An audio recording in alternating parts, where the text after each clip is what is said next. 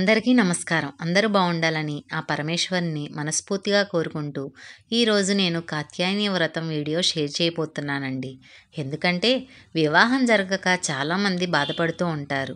సంతాన సమస్యలు, అలానే వాళ్ళ జాతకాల్లో కుజదోష సమస్యలు కూడా ఉంటాయి. మరి ఆ కుజదోషాన్ని పోగొట్టడానికి, మంచి వరుడు, వధువు రావటానికి, వివాహం ఎటువంటి ఆటంకాలు లేకుండా వాళ్ళు అనుకున్న వాళ్ళతో మంచిగా పెళ్లి జరగటానికి ఈ అమ్మవారి పూజ చేస్తే అంతా మంచి జరుగుతుందండి. ఇంకా వ్రత విధానం ఎలానో తెలుసుకుందాం.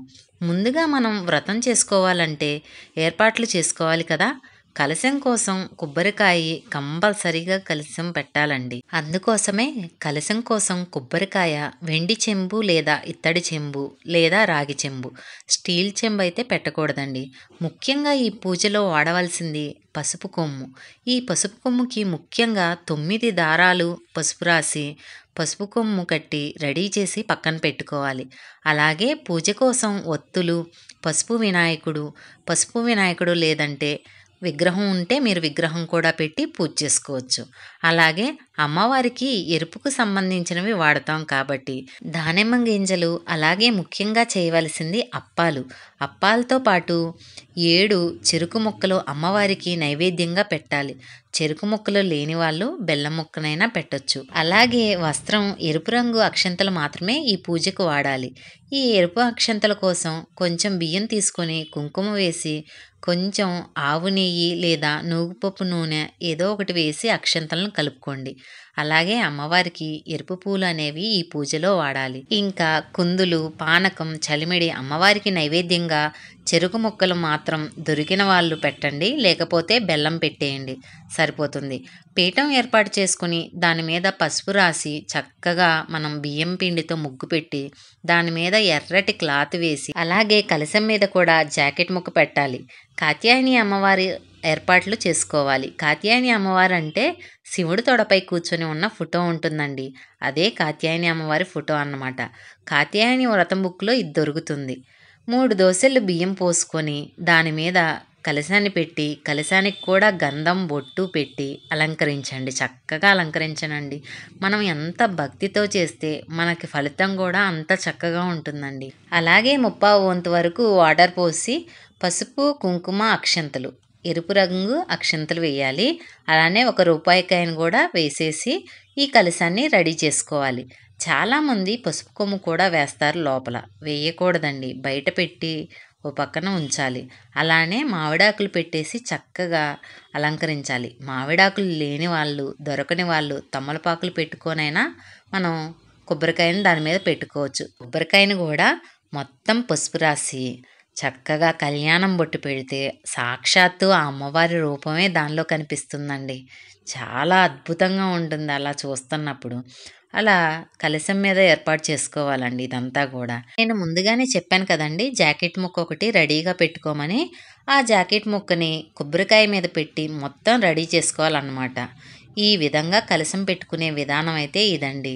అలాగే ఇందాక చెప్పాను కదా, పసుపు కొమ్ము ఉంది కదా, అమ్మవారికి ధరింప చేయాలి. కాకపోతే వ్రతంలో అమ్మవారికి ముఖ్యంగా కట్టవలసింది ఈ పసుపు తాళిలాగా ధరింప చేయాలండి ఈ పసుపు కొమ్ముని. ఈ వ్రతం వచ్చేసరికి 7 వారాల వ్రతం అన్నమాట. 7 వారాల వ్రతం అయితే 8వ వారం ఉద్యాపనం ఉంటుంది. మీరు గనక ఈ వీడియో ఎక్కడా స్కిప్ చేయకుండా చూస్తే పూర్తి పూజా విధానం ఎలా చేయాలి, వ్రతం ఎలా చేయాలనేది తెలుస్తుంది. అలాగే అమ్మవారికి ఎరుపు పూలనే వాడాలి కాబట్టి మందార పూలు, కనకాంబరాలు, గులాబీలు ఇలా ఏవైనా పూలు ఎరుపువి వాడచ్చు. ఇలా అమ్మవారికి అలంకరణ చేసుకోండి. 7 వారాల పూజ వచ్చేసి మంగళవారం ఉదయం ఉపవాసం ఉండి ఉదయాన్నే లేచి ఏమీ తినకుండా ప్రదోషకాల సమయంలో అంటే సాయంకాలం చేసుకునే పూజ అన్నమాట ఇది. కానీ అనారోగ్యంగా ఉండే వాళ్ళు ఉంటారు కదండి, అలాంటి వాళ్ళు మాత్రం పండ్లు, పాలు ఇలాంటివి ఏమైనా తిని ఉంటే ఉపవాసం చాలా మంచిది. అంతేగాని ఏదో కట్టేసుకొని మాత్రం ఎప్పుడు ఉపవాసం ఉండొద్దండి. దేవుడు ఎప్పుడు చెప్పలేదు అలా కటికి పచ్చి ఉపవాసం చేయమని అనమాట. అలానే సాయంత్రం పూజ చేసుకున్న తర్వాత టిఫిన్ కాదండి, మళ్ళీ భోజనం చక్కగా మనం ఉదయం నుంచి ఉపవాసం ఉంటాం కదా, మనం తినే భోజనం దేవుడికి సమర్పించి మనం తినాలి. ఇలా పూజ అయిన తర్వాత అమ్మవారికి పూలతో అలంకరించాలి. ముఖ్యంగా పెళ్లి కాని వాళ్ళు మంచి వరుడు కోసం చూసే వధువు కానీ, లేదా మంచి వధువు కోసం చూసే వరుడు కానీ, లేదా భార్యాభర్తల మధ్య ఏమైనా గొడవలు ఉన్నా సరే ఈ వ్రతం చేయవచ్చు. అబ్బాయిలు అమ్మాయిలు ఉద్యోగరీత్యా ఎక్కడెక్కడో ఉంటున్నారండి ఇప్పుడు రోజుల్లో అయితే. అలాంటి వాళ్ళు ఏం చేయాలని ఆలోచిస్తారు. మా పాప అమెరికాలో ఉందండి, మా బాబు యూకేలో ఉన్నాడని చెప్తారు కదా, అలాంటి వాళ్ళు తల్లిదండ్రులు కూడా చేయవచ్చండి. ఇలా తల్లిదండ్రులు చేసిన ఆ పుణ్యం, ఆ ఫలితం అనేది మీ పిల్లలకు దక్కుతుంది. ఇలా చేశాక ముందు మనం ఈ వ్రతం చేయటానికి ముఖ్యంగా పసుపు గణపతిని పూజ చేయాలి. అన్ని వారాలు కూడా ఎలాంటి విఘ్నాలు కలగకుండా అమ్మవారి వ్రతం చక్కగా పూర్తి చేయాలి స్వామి అని మొక్కుకొని ఆ పసుపు గణపతిని పూజించాలి. ఆయనకి నైవేద్యంగా బెల్లం మొక్క పెట్టుకుంటే సరిపోతుంది. ఈ కాత్యాయని వ్రతం వచ్చేసి ఏంటంటే మంగళవారం మాత్రమే మొదలు పెట్టండి. ఈ వ్రతం అనేది ఏ మాసంలో అయినా చేసుకోవచ్చండి. కాకపోతే అమావాస్య రోజు మాత్రం ఎట్టి పరిస్థితిలో మొదలు పెట్టకండి. ఏదైనా మంగళవారం రోజు మొదలు పెట్టేసేయండి. కాత్యాయని వ్రతం బుక్ మీ దగ్గర ఉంటే చాలండి. ఎటువంటి పూజలు కూడా అవసరం లేదు. చక్కగా దాంట్లో మొత్తం ఉంటుంది. ఏ మంత్రం చదివితే ఏది వేయాలి, ఏ పువ్వు వేయాలి, ఏమి అక్షంతలు ఎక్కడ వేయాలి ఏంటనేది చాలా సింపుల్గా మనం ఈ పూజను చేసుకోవచ్చండి. అన్ని వారాలు కూడా మీరు ఆ బుక్లో చూసి చక్కగా కాత్యాయని వ్రతం చేసుకోవచ్చు. కాత్యాయని వ్రతం చేసుకోవాలనుకున్నప్పుడు మంగళవారం చేయమన్నాను కదండి. మంగళవారం రోజు పొద్దున్నే చక్కగా లేచి తలస్నానం చేయాలండి. చాలామందికి అనుమానం ఉంటుంది, మంగళవారం తలస్నానం చేయొచ్చా అని. ఈ వ్రతాన్ని చేసేటప్పుడు కంపల్సరీగా కలశం పెడతాం కదండి, అందుకనే తలస్నానం చేయాలి. మీరు ఆ రోజు తలస్నానం చేసి ఉపవాసం ఉండి, ఆరోగ్యం బాగలేని వాళ్ళ గురించి చెప్పాను కండి, పండ్లు పాలు తీసుకోండి. ఈ వ్రతాన్ని ఆచరించాలి. మీరు ఈ పూజ చేసేటప్పుడు మీ గోత్రనామాలు, మీ సంకల్పం చెప్పుకోవాలి. మీ సంకల్పం ఏముంటుందండి? చక్కటి భర్త రావాలి, లేదా చక్కటి భార్య రావాలి, లేదా సంతానం కలగాలి, ఉద్యోగం రావాలి, లేదా భార్యాభర్తల మధ్య గొడవలు ఉంటే సఖ్యతగా ఉండాలి అని సంకల్పం చక్కగా చెప్పుకోవాలండి. ఇలా మొత్తం 7 వారాలు వ్రతం ఉంటుంది. 8వ వారం కూడా 7 వారాలు ఎలా చేశారో 8వ వారం కూడా అలానే చేయాలి. కాకపోతే ఆ రోజు ఉద్యాపన 7 మంగళవారాలు మాత్రం సాయంత్రం పూట చేయాలి. పూజ 8వ రోజు మాత్రం ఉద్యాపన మాత్రం పొద్దున పూట చేసుకోవచ్చండి. అంటే పూజా విధానం మొత్తం అంతే చేసి 7 వారాలు ఎలా చేస్తారో అలానే, కానీ 8వ వారం మాత్రం ఉదయం పూట చేస్తారు అంతేనండి. ఉద్యాపన ఎలా ఉంటుందంటే ఏ మంగళవారం అయితే మీరు మొదలు పెడతారో 7 మంగళవారాలు చేసుకుంటారు. మన ఆడవాళ్ళకి ఇబ్బందులు ఉంటాయి కదా, అలా ఏదైనా అడ్డం వస్తే కనుక ఆ మంగళవారం వదిలేసి తర్వాతి మంగళవారం చేసి అలా లెక్క వేసుకొని చేసుకుంటారనమాట. ప్రతి మంగళవారం పూజ చేసుకున్న వాళ్ళు కనీసం ఒక్క ముత్తైదువు కన్నా తాంబూలం ఇచ్చుకోండి, చాలా మంచిది. ఆ తాంబూలం తీసుకోవటానికి వచ్చిన ఆవిడ సాక్షాత్తు ఆ అమ్మవారిని భావించి బొట్టు పెట్టి కాళ్ళకు పసుపు రాసి గంధం ఇచ్చి అక్షంతలు ఇచ్చి తాంబూలం ఇచ్చి అమ్మవారిలా అనుకొని ఆమె ఆశీర్వాదం తీసుకోండి. ఖచ్చితంగా మీ కోరిక నెరవేరుతుంది. కనీసం ఒక్కలకైనా మనం ఈ వాయనం ఇవ్వగలిగితే చాలా మంచిదండి. ఇలా 7 మంగళవారాలు కాత్యాయని వ్రతం చేస్తారు. 8వ వారం మాత్రం పూజ అంతా అలానే చేసుకొని భోజనాలకు పిలుస్తారు. మీరు ఎంతమందికి పెడతారంటే 7 ముత్తైదువులకు పెట్టాలి. ఎందుకంటే మనం 7 వారాలు చేస్తాం కాబట్టి. మీరు 7 ముత్తైదువులను భోజనానికి పిలిచి వాళ్ళకి తాంబూలం ఇచ్చి వాళ్ళ ఆశీర్వాదం తీసుకొని ఆ రోజు ఆ 7కి 7 కాత్యాయని వ్రత పుస్తకాలను కూడా పంచిపెట్టాలి. మరి అలాగే ఆ రోజు వాళ్ళకి తలస్నానం చేయించాలని ఉంటుంది, కానీ అంతమందికి మనం చేయించలేం కదండి, కుదరదు కూడా. కాబట్టి ఆ రోజు పొద్దున్నే కూడా కొంచెం కుంకుడుకాయలు నలుగు పిండి ఇచ్చి తలస్నానం చేసి నేను కాత్యాయని వ్రతం చేసుకుంటున్నాను, మీరందరూ మా ఇంటికి భోజనానికి రావాలి అని పిలిచిరండి. వాళ్ళు వచ్చే టైం కల్లా చక్కగా పూజంతా చేసేసుకొని వాళ్ళు వచ్చాక భోజనం పెట్టి తాంబూలం ఇచ్చి వాళ్ళ దగ్గర ఆశీర్వాదం తీసుకుంటారు. అయితే వాళ్ళందరికీ వాయనం ఎలా ఇవ్వాలి అంటే పండు, తాంబూలం, శక్తి ఉన్నవాళ్ళు జాకెట్ ముక్క లేదా చీర పెట్టి ఇస్తే చాలా మంచిదండి. చాలామంది చీర పెట్టలేదు కదండి, కాబట్టి జాకెట్ ముక్క, పండు, తాంబూలంగా ముఖ్యంగా దానిలో ఇవ్వవలసినవి ఏంటంటే 7 అప్పాలు, 7 చెరుకు ముక్కలు ఖచ్చితంగా ఇవ్వాలండి. చెరుకు ముక్కల్ని బాగా చిన్న చిన్న ముక్కలుగా చేసి ఇవ్వండి. కానీ చెరుకు ముక్కలు దొరకని వాళ్ళు ఉంటారు కదండీ! వాళ్ళు మాత్రం బెల్లం ముక్క పెట్టినా ఇవ్వచ్చు. కానీ సాధ్యమైనంత వరకు చెరుకు ముక్కలు ఇవ్వటానికి ప్రయత్నించండి.